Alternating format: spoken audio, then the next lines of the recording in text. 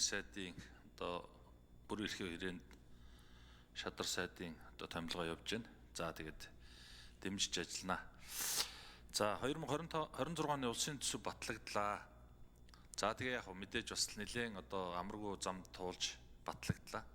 За энэ дээр бас тойрогт ажиллаад иргэдтэй уулзахаар нэг зүйл яригдчихэж байгаа. За одоо энэ багш нарын асуудал. За яг багасах ч гэсэн ингэ шийдэгдэн. Эмч нарын асуудал бас шийдэгдэн. Хөгжлийн бэрхшээлтэй үед тусгай хэрэгцээт иргэдийн асуудал шийдэгдэн. За хамдын тэтгэвргээд. За энэ хүмүүс байгууллагууд дотор чинь одоо тэр ТÜ-гийнхэн гэж улсууд байгаа. Сургуультч байгаа, эмнэлэгтч байгаа. Энэ улсуудын одоо бас цалин хангамжтай холбоотой, нийгмийн асуудалтай холбоотой асуудлыг бас төсөв батлагдсан өнөөдөр анхаарч хэлж дараагийн удаад энэ хүмүүсийн одоо нийгмийн баталгаа, цалин цавуутай холбоотой асуудлыг хөндөж тавина шүү гэдэг зүйлийг бас хэлчмээр санагдаж байна. За онцгой байдлын асуудал хариуцж байгаагийн хувьд 2-3 зүйл хэлье. Энэ онцгой байдалд ажиллаж байгаа хүмүүсийг ерөөсөө тушаал өгөөл ингээл ажилуулдаг. За зарим үед бол үнэхээр хүчин мөхсддөг. Тоног төхөөрөмж байхгүй, гал хөсөнд орно, ус руу орно, хувц сунар юм байхгүй. Тэгэхээр энэ зүйлүүдийг одоо нэгэнт л тушаал өгөөд онцгой үер ус байгалийн гамшигын өөдөөс явж байгаа юм бол энэ хүмүүсийн энэ техник тоног төхөөрөмжийн асуудлыг нэлээд бодож үзэж ажиллаарай. Гар хоосон байт юм байл шүү. Өнгөрсөн жил төвийн бүс дээр олон газар төмөртэй байсан, онцгойгийнх нь л очсон. Тэгэл бас л гар нүцгэн л явж байсан. Тэгэхээр энэ асуудлыг анхаараарай. За дээрэс нь сая Монгол оронд бас нэлээд олон газруудад гангийн одоо эрсдэл үүссэн. За энэ онцгой нөхцөл байдал үүссэн. Үүнээс болж тариаланчид, ногоочд ургац алдсан. Тэгээ ингээд эргээд энэ гамшигын нөхцөл байдлыг тогтоох асуудал яригадаад энэ шийдэл олдохгүй ингээд эзэнгүй болоод ингээд дуусдаг. Үнэхээр гам болцсон ямар ч одоо техник ямар ч нөхцөл байгаа давж гарах аргагүй ийм нөхцлүүдэд тулдаг. Тэгэхээр энийг нэг эзэнтэй болгож шийдийг гаргаж тэр ган зуудын эрсдэл нөхцөлийн тооцож гаргаад ингээд тэр хүмүүст төр байвал нэг хүнд үед нь бас нэг гараа сунгах асуудлыг бас ярьж байгаа юм. Тэгэхээр энэ асуудал бол онцгой байдал дээр хамаарна. За тэр 90 хайх аврах бүлэг гээд нэг сумдууд дээр нэг хүмүүсийг одоо бий болгочихсон. За нэг машинтай нэг 31 зогсож байгаа нэг 5-6 хүн байгаа.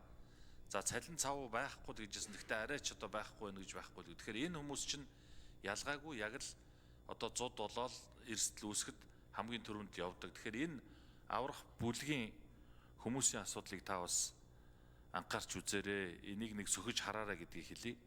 За тэгээ сүүлд нь нэг асуулт асууч. Энэ таны эрхлэх асуудлын хүрээнд энэ бүсчилсэн хөгжлийн бодлого явж байгаа. За тэгээ нэг хэсэг бид нар явсан хуулиндаа өөрчлөлт оруулаад сонгуулаа бид нар энүүгээр хийсэн. За тэгээд одоо сүүлийн үед нэг л яригдхаа болчихлоо. Тэгэхээр таны хувьд яг энэ бүсчилсэн хөгжлийн бодлогыг авч явах, Монгол улсын хөгжлийг бүсчилсэн хөгжлийн байдлаар цааш нь явуулна гэдэг дээр ямар бодлого барьж ажиллах вэ? Итгэл үнэмшилчин байна уу гэдэг зүйлийг асууя. За нэр дэвшигч Хас Сүрэн гав үеиг асуултанд хариулна. За бүсчилсэн хөгжлийн бодлогыг бол бид нар бол 2020-24 оны хооронд энэ үндсэн хуулийн нэмэлт өөрчлөлийг хийхдээ ер нь суур концепц нь хийсэн л дээ. Энэ бол үзэл баримтлалын хувьд. Тэгээ сая энэ 24-25 онуудад бол бид нар бол яг энэ бүсчилсэн хөгжилтэй холбоотой ТЭЗ-үү зураг төсвийн мөнгөний угнаас олгож өгсөн. За 26 оны төсөв дээр хамгийн анх удаага яг бүсчилсэн хөгжлийн тэр зураг төсөвтэй холбоотой асуудал нь бид нар хөрөнгө оруулалтын анхны одоо юуг нь тавьж өгч байгаа. Яг улсын төсөв дээр.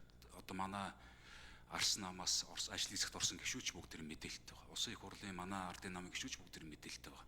Яг уг нь бол нэг 180 тэрбум төгрөгийн төсөв одоо санхүүж хүртэхдээ төслүүдийг 2026 он санхүүж хийлгсэн. Гэхдээ бол яалчгүй одоо улсын төсөв хүнд байгаа болохоор буураад 96 тэрбумаар орж байгаа. Төсөв төртөг нь бол 200 тэрбум байх юм. Тэгэхээр одоо эх жилээс бид нар яг бүсчилсэн хөгжилтэй холбоотой хөрөнгө оруулалтуудаа хийгээд эхэлнэ гэж харж байгаа. Цаашдаа бол бид нар бол яалчгүй бүсчилсэн хөгжлийг бол гол бодлогоо болгож явахгүй бол энэ болох байгаа шүү дээ. Бид нар чинь хүний нөөцийн асуудал байна, зах зээлийн асуудал байна. За нийгмийн үйлчилгээний асуудал байна. Тэд бүтцийн асуудал байна. Энийг сумаараа биш болж игэл одоо бүсчлээд за магадгүй одоо дараад бол тэр зах зээлтэй холбоотойгоор тэр сумуудаа багасгах байдаг ийм боломжууд тэрний дараа л бүрдэх байх. Тэр хүртэл бид нар бол ингээд аль болох том бүсүүдээ бий болгох энэ тал дээр л бодлого барьж явах хэрэгтэй л да. За, Болооны Бэсэн гишүүн асуулт асууж үг хэлнэ.